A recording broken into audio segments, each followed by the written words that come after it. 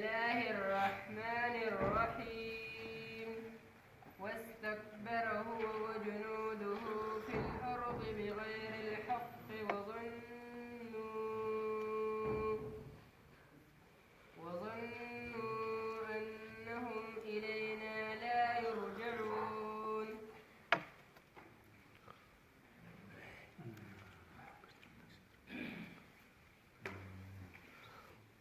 الحمد لله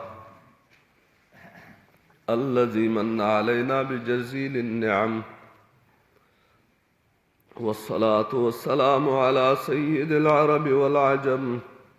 وعلى آله وأصحابه مصابيح الظلم. أما بعد فأعوذ بالله من الشيطان الرجيم.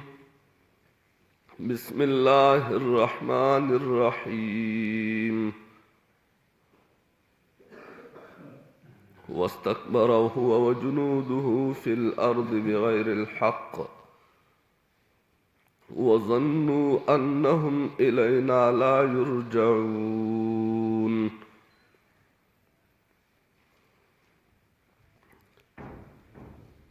أو كم سلخ نمبر دي سورة القصص.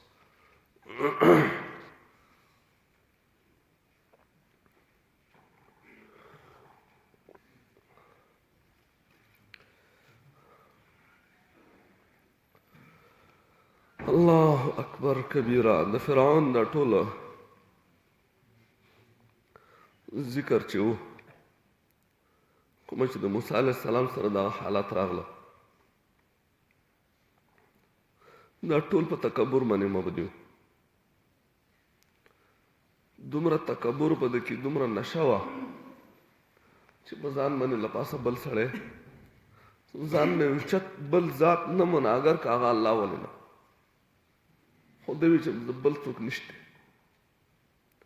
چې څه ویم هغه به زه ویم، چې څه کېږي هغه چې زه څه ویم هغه به کېږي. او د الله جل جلاله تکبر بدي شي، تکبر هم بدي شي، او څوک چې تکبر کوي دی هم بدي شي. متکبر انسان نه تکبر بدي شي. حدیث شریف کې راځي نبی کریم صلی الله علیه وسلم فرمایي چې الله پاک فرمایي الکبریاء ردائی والعظمت ازاری. تکبر چې دی دا زما څادر دی، څادر، او لوی زما لنګ دی. لکه د چا لباس چې هغه پورې د هغه دپاره خاص وي که نه، لکه جامې دي په کور کې لباس ورونه یو ځای اوسېږي ټول، خو د هر چا جامې ځان ځانې که نه، د هر چا لباس خپل خپلي. الله پاک وایي دا زما لباس دی، دا زما جامې دي، لوی زما څادر دی، او یو مې لنګ دی، لنګ. اوس چې زما نه زما جامې څوک اخلي، زما لباس زما نه لرې کوي، زما څادر زما نه اخلي. نبی کریم صلی الله علیه وسلم فرمایي چې الله پاک فرمایي چې زه به سرې کونې جهنم ته وغورځوم. عزتمندو موږ تاسو ډېر کوشش د دې خبرې کوو چې تکبر دې موږ کې را نه شي. الله دې موږ تاسو ته تکبر نه وساتي. خو ګورئ په څه نه څه درجه کې تکبر راځي، ګورئ شیطان نه پرېږدي، دا ام الامراض دی. که تکبر موږ کې نه وي نو موږ کې حسد ولې دی؟ تکبر د تمامو باطني مرضونو مور ده. تاسو زما په خبره پوهېږئ؟ په زړه کې چې کوم بیماریانې دي، حسد دی، تکبر دی، لالچ دی، تمه ده، بغض دی، کینه ده، خودپسندي ده، عجب دی، د دنیا حرص دی، د عزت حرص دی، بل ته سپک کاته دي، چا سره جنگ جدل دی، دا ټول د تکبر نتیجه ده. غیبت دی، چغلي ده، دا ټول اخري سر د دې څه ته رسي؟ تکبر ته رسي.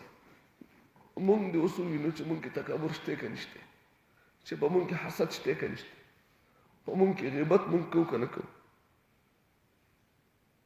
خپل صفایي پیش کوو، د خپلې صفایي پیش کولو دپاره خپل صفت کوو.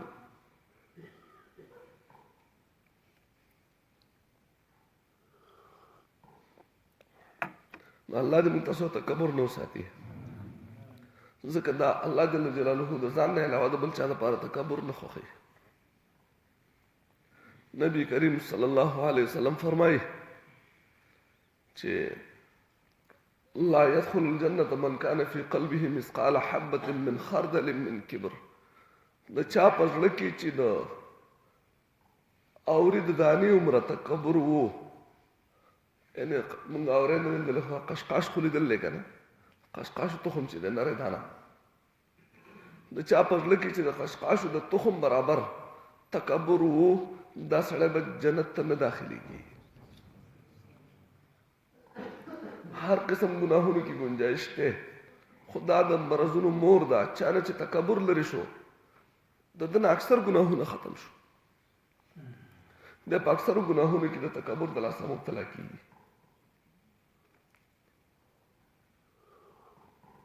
چې څومره زیاتېږي هومره بیا دی په ګناهونو کې په پورته ځي چې شرک هم د تکبر نتیجه ده.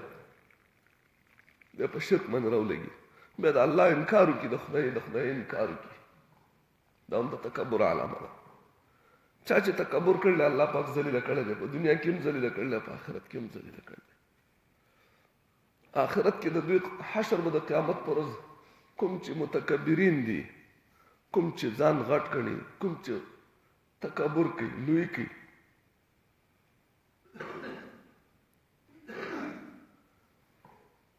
مغروره ده، مغروره ده. د قیامت پر ورځ باندې به الله د داسې کسانو حشر د قیامت پر ورځ د سرو میږو په شان نري نري وکړي. او متکبرین به د عامو انسانانو په شان غټ غټ نه ګرځي. زه څوک یم؟ ته ما پېژنې؟ کله نا کله که داسې ونه وي چې زه څوک یم، نو بیا خپل د پلار نیکه صفت شروع کړي، د څه شي دپاره چې ما وپېژنې که نه. اصل مقصد یې خپل تکبري، خو هغه داسې نه و. ما پلار دې الله وبخي هغه او نیکه مې هغو داسې کارونه کړي. که د تکبر دپاره دا قیسې نو څه شی دی؟ د لویي دپاره ځان ښودنې دپاره ځان په بل باندې اوچت ښکاره کوي چې زه خو داسې نه یم. الله دې موږ تاسو تکبر نه وساتي.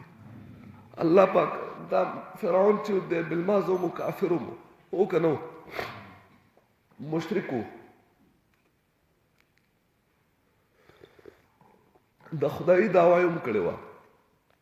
پیغمبرانو سره دشمني هم کړې وه، اهل حق قتل کړي هم و، قاتل هم و. هغه مسلمانان چې شو دا جادوګر نو ټولو وژله که انتهایي ظالم هم و. دومره د لویو ګناهونو مجموعه وه فرعون، لیکن الله جل جلاله ته صرف یو ګناه راوچت کړ، یو ګناه چې د ده د هلاکت وجه چې ده، د ده د تباهۍ وجه چې ده، هغه یو ګناه دی چې هغه تکبر دی. دی د تکبر د لاسه لاړ. تکبر ځان پسې نور ګناهونه راکاږي، دی تا نیکۍ ته نه پرېږدي، تکبر د ښې خبرې ته نه پرېږدي، ښکلې اخلاقو ته دې نه پرېږدي، بد اخلاقۍ باندې سړی تکبر مجبوره کوي. تا کې تکبر نه ته بد اخلاقي نه شي کولی.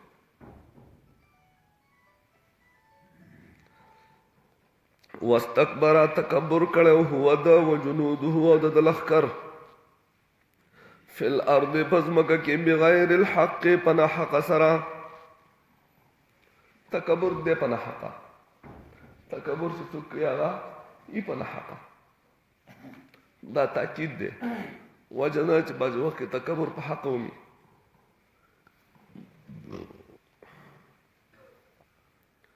وظنوا د دوی دا خیالو انهم الینا لا یرجعون چې دوی به موږ ته واپس نشي. د دوی څه ګمان راغستی چې موږ ته به واپس نشئ، وبتښتئ، زموږ د ګرفت نه به خلاص شئ. نه الله وی فاخذناه نماونی ودلرا وجنوده دد لخکر فنبذناهم فی الیم پس امی غرزل دوی دریاب تا فانظر پس اگورا کیف کان عاقبت الظالمین سرنگ شو انجام د ظالمانو ظلم کو انجام ته اگورا الله وجعلناهم ائمه ما کړه دوی غټان لکه مشران میکړه د خکار د پاره بلون کی هغه سرپرست جوړ شي مشر جوړ شي د بدکار د پاره بدکار طرف ته ګناه طرف ته بلون کی هغه د بدکار سرپرستان جوړ شي الله پاک ما د بدکار د ګناه د شرک د آرامیتوب سرپرستان دو جوړ کړو نور خلقم ځان سره جهنم طرف ته برابر چې ما پس راځي که څوک مسلمانېدو ته نه پرېښو وجعلناهم کړم دوی ائمه مشران يدعون الى النار چې خلق برابر اورتا ويوم القيامه يوم قیامت پر ورځ باندې لا ينصرون د دوی به هیڅ امداد نه کړی شي دوی لخر دي به راشي دوی بچ کی طاقت دي راشي بچ دي کی دوی دغه خود قیامت حل شو واتبعناهم في هذه الدنيا لعنا ما ورپسې کو په دې دنیا کې لعنت چې څوک نو مخرج وي په فرعون د لعنتي فرعون عليه اللعنه او دم لعنت وي د چې الله د رحمت نه لري چته په دمن د الله رحم نشي مخکې صورت کې تیروتی او تاسو اوریدلی چې الله پاک دې نه سمندر ته نور خطول لاوکلو دا فوج چې په لکونو فوج او ټولې ویوړ لاو شو هلاک شو غرق شو الله پاک او بوته وی چې د فرعون غاړه ته ورځاو د عبرت لپاره پاتې شي چې دا غشي ځان ته وسی انا ربکم الاعلى زستاسو چت خدای ټول کې غټ خدای زېما هغه نن دا څنګه اسمان خلیته نیول دی پروت دی تاسو لله موبایل کې خل لله کده ای کنه یو موږ دا جزم سره نشو ویل چې دې کنه دې خو کده دې شکل وګورئ عبرت دی رسول ويوم القيامة هذا قيامت پرزمانی با هم ویدوی من المقبوحین د بد شکلنا قیامت پرزمانی بدوی جهنمیان او دوزخیان عذاب والا خبومی خدا غیر سره بدوی د شکل نم سره یریږي جهنم ته چې الله پاک دا جهنمیان ورځي د دوی شکل مندس بدموري داسې بد شکل وي چې دا غنه بسړی یریږي او هر څنګه چې دنیا کې چې هر څومره بد شکل انسانی خو چې د جنتی د الله خوخي دلته الله جل جلاله جنت کې خسته شکل ورکړي خپل شکل الله اکبر تکبر خو زمون په سبق کې مخکې وو کنه کنو الله دې موږ تاسو ساتي هر پل پل باندې خپل په خبرو باندې نگرانی کول چې موږ څه چلو کو تکبر کې را نشو نن تاسو ته یو سبق بل وایم انتهایی اهم سبق ده الله پاک دې موږ تاسو لپاره د عمل توفیق راکړي دا به ویل کېږي د عمل لپاره ډېر زیات لازمي سبق ده ډېر زیات هغه ده چې په هغې باندې زموږ د کامیابۍ دارومدار دی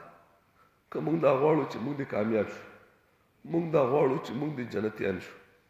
موږ دا غواړو چې الله جل جلاله دې زموږ تاسو سره محبت وکړي الله جل جلاله دې زموږ تاسو باندې رحم وکړي او که موږ دا غواړو چې الله پاک دې زموږ تاسو ګناهونه معاف کړي نو دا یو سبق لازمي دی لازمي د دې نه بغیر ممکن نه ده چې موږ سره الله محبت وکړي یا موږ جنتیان شو یو سبق هغه سبق دی د نبی کریم صلی الله علیه وسلم په سنت باندې عمل کول زندگی د نبی کریم صلی الله علیه وسلم د سنت موافق تیرول مونږ تاسو ته دا خبره بار بار کیږي چې زندگی د سنت مطابق تیرول دي خپل زندگی د نبی کریم صلی الله علیه وسلم د سنت موافق تیرول دي دا مونږ ته بار بار ویل کیږي لیکن موږ ته د دې خبرو نشاندهي نه کیږي چې موږ ته پته نه موږ په خپله د دې کوشش کړی چې دا سنت څنګه دي 24 غنټې د نبی کریم صلی الله علیه وسلم په سنت باندې تېرول څو غنټې 24 غنټې زموږ د نبی کریم صلی الله علیه وسلم په سنت باندې راشي دا به زموږ په عبادت کې راشي او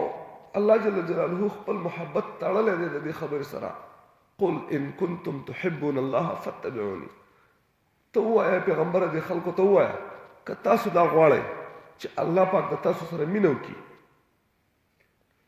نو دوی دې ستا په سنت باندې عمل وکړي که څوک دا غواړي چې الله پاک د زما سره مینه وکړي نو هغه د نبي کریم صلی الله علیه وسلم په سنت باندې عمل وکړي یحببکم الله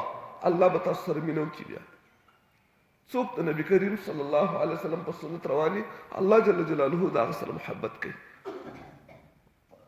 او چې څوک د نبی کریم صلی الله علیه وسلم په سنت باندې خپل ژوندګي نه تیری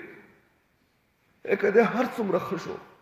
هر څومره اخلاقي شو هر څومره نیک شو لیکن چې دته سنت بد ښکارېږي او سنت باندې دی عمل نه کوي خپله زندګي خپل په مرضۍ مطابق باندې تیری نو د سره الله پاک مینه نه کوي دی د الله بدې شي سنت به ځان ته سپک نه ښکاره بلکې نبی کریم صلی الله علیه وسلم فرمایي چې په تاسو کې یو کس تر هغه وخته پورې مؤمن نشي کېدی لا یؤمن احدکم په تاسو کې یو کس تر هغه وخته پورې مؤمن نشي کېدی تر څو پورې چې دته زه د خپل ځان نه د خپل اهل و عیال نه د خپل مال نه زیات خوښ نیم شي زه ورته د هر څه نه زیات خوښ نه یم دا سړی مؤمن کېدی نه شي څوک وي دا نبی علیه الصلاة والسلام چې چاته زما محبت د هر څه نه زیات نه نو زه هغه سړی مؤمن کېدی نه شي تر دې چې د خپل ځان نه زه زیات خوښ نه یم د خپل اولاد نه زما سره محبت زیات نه وي د خپل مال نه زما سره محبت زیات نه وي دا سړی مؤمن کېدی نه شي نبی کریم صلی الله علیه وسلم سره محبت څه شی دی هغه نبی کریم صلی الله علیه وسلم په خپله واضحه کړی دی من احب سنتي فقد احبني څوک چې زما د سنت سره محبت ساتي یقینا د زما سره محبت وکړي اوس خو نبی کریم صلی الله علیه وسلم زموږ ستاسو په منځ کې شته د هغه سره محبت څه شی دی د هغه سنت کتل او په هغې عمل کول چې دا زما د خوب پیغمبر طریقه ده صحابه به هغه عام سنت خو څه کوي صحابه به د دې کوشش کوي چې نبی کریم صلی الله علیه وسلم په هغه سنت باندې چې کوم سنت باندې د عمل نه دی ویلي اختیاري خبره وه لکه نبی کریم صلی الله علیه وسلم په یو لاره باندې تللی دی یو ځای کې اودس ماتې ضرورت راغلی دی اودس مات کړلی نو په دغه ځای کې اودس ماتول سنت شو دا خو طبیعي تقاضا ده که نه دا سنت نه دي لیکن ابن عمر رضی الله تعالی عنه به چې د مکې نه مدینې ته ته هم په دقه طریقه به ته چې کوم ځای کې به نبي کریم صلی الله علیه وسلم دمه کړ وه هلته به کېناسته کوم ځای کې به اودس مات کړی هغه ځای ته به اودس ماتې له لاړ ضرورت به یې نه و خو د محبت تقاضا وه زموږ ستاسو د زړونو د دین محبت د ایمان محبت د قرآن محبت د نبی محبت وتی دی د هغې موږ سره احساس نشته چې زموږ زړه کې د څه شي محبت پکار دی صرف د پیسې او د دنیا محبت پکې ننوتی دی موږ څه خبر چې د الله محبت څه شی دی د پیغمبر صلی الله علیه وسلم محبت څه شی دی نو چا چې زما د سنت سره محبت وکړو یقینا د زما سره محبت وکړو او نبی کریم صلی الله علیه وسلم فرمایي چې چا زما سره محبت وکړو یاد ساتئ ستاسو غوږ دی چا چې زما سره محبت وکړو کان معي فی الجنه دی به ما سره په جنت کې یو ځای بل ځای کې نبی کریم صلی الله علیه وسلم فرمایي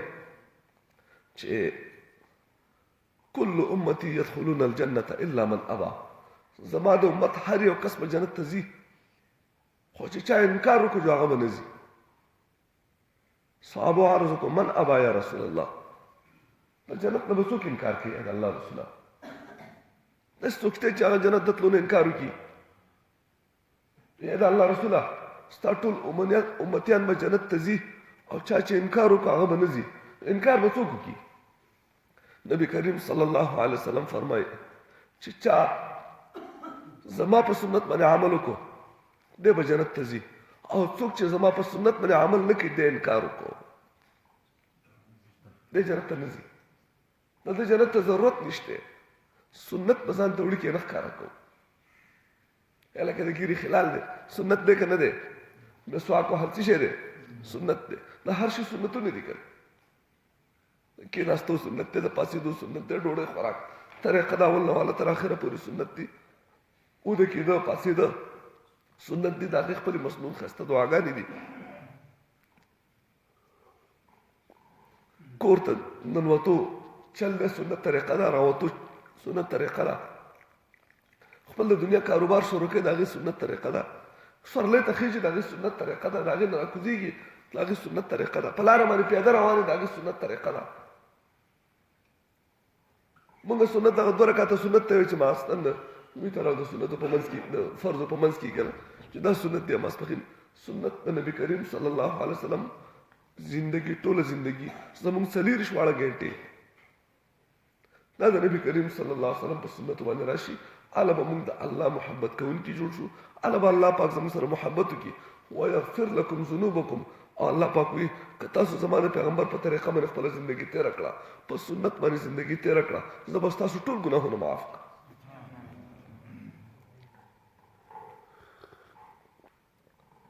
یو سنت چې زموږ مخې له راځي په زړه کې دا خبره راځي چې په دې باندې عمل ځکه کوم چې زما الله زما سره محبت وکړي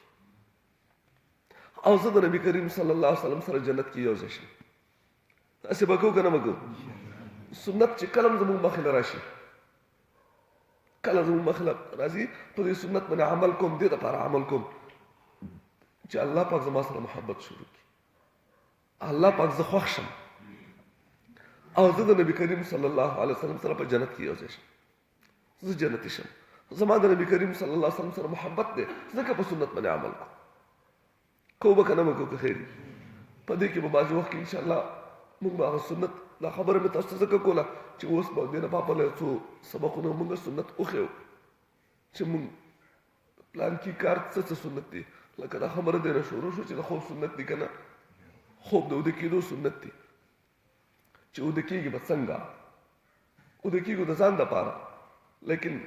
د نبي کریم صلی الله علیه وسلم په سنت طریقه باندې اوده شو هغه عبادت شو سنتونه پکې په خپله ادا شو بیا داسې سنتونه دي نبي کریم صلی الله علیه وسلم چې په هغې باندې څوک عمل نه کوي او فرمایي نبي کریم صلی الله علیه وسلم من احیا سنتي عند فساد امتي یو سړي په زما په سنت باندې په داسې وخت کې عمل وکړو چې هیچا پې عمل نه کوو خلق دنیا طرف ته روان و د په سنت باندې عمل وکړو فله اجر 100 شهید دله به د 100 شهدا او اجر الله پاک ورکړي 100 شهدا او اجر په یو سنت باندې اوبه څښلو کې سنت دی شپږ سنت یوازې په اوبه څښلو کې دي موږ اوبه به وڅښو ځان دپاره موړ شمه تږی شی یم ځکه اوبه څښم خو میخه هم اوبه څکي او زه هم اوبه څښم زما اوبه څښل عبادت دی په هغې کې ما شپږ سنت ژوندي کړه الله زما سره محبت وکړو الله زه خوښ شم او زه به انشاءالله د دې ګیلاس اوبو د لاسه د نبي کریم صلی الله علیه وسلم سره جنت کې یو ځای یم معمولي قیمت دی ډېر بهترین مقام دی الله دې زموږ ستاسو نصیب کړي انشاءالله سنت به ځان ته سپکه نه ښکاره کړو چې کله موږ ته پته ولګي چې دا خبره سنت ده بس په هغې باندې به عمل کوو که مړه ما که شومه خو چې سنت زموږ نه پاتې نه شي سنت زموږ د کورونو نه ونوځي کورونو نه سنت وواته زموږ د غمونو نه سنت وواته زموږ د ښادیانو نه سنت وواته هندوانو طریقې په موږ کې پرتې دي د یهودیانو هغه طریقې په موږ کې رایج کېږي او زموږ د خوب پیغمبر ښایسته سنتونه زموږ د بدن نه وواته زموږ د کور نه وواته زموږ د منځونو نه وواته انشاءالله دا د څه شي میدان دی عمل په دې کې به انشاءالله د نبي کریم صلی الله علیه وسلم سنت ژوندي کوو د هغې به محبت کوو هغې سره به محبت کوو د هغې به بل ته دعوت ورکوو انشاءالله تاسو دعوت ورکړی او که نه ورکړی نن الله دې قبول کړي په خپل دربار کې یو پیر مې ویلې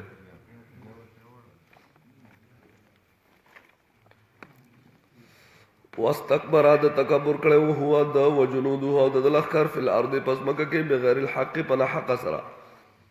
وظنوا د دوی ګمان دا انهم الینا لا یرجعون چې دوی به موږ ته واپس نشي فاخذناه پس ما ونیو د وجنوده د لخر فنبذناهم پس غرزول دوی فی الیم په دریاب کې فانظر پس وګورا کیف کان عاقبت الظالمین څرنګه شو انجام د ظالمانو وجعلناهم کلم دوی ائمه مشران يدعون الى النار چراب الالب خلق اور طرف تا ويوم القيامت يد قیامت پر ازمانه لا ينصرون د دوی امداد نکړي شي